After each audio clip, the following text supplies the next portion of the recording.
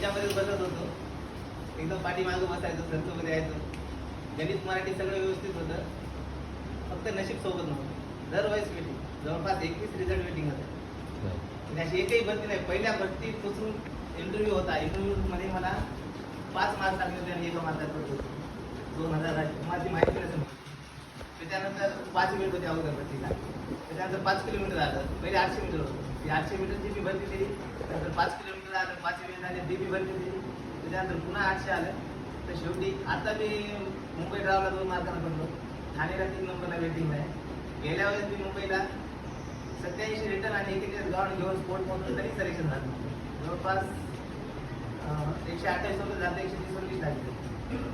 म्हणजे सर मला हमेशा विचारायचे, तुझं सगळं चांगलं आहे, पण तुझं रिझल्ट पाहून म्हणजे सर माझ्या संग माझं नशीब. ज्या दिवशी नशीब येईल म्हणजे त्या दिवशी रिझल्ट 100% येईल. मला आठवतं सर एक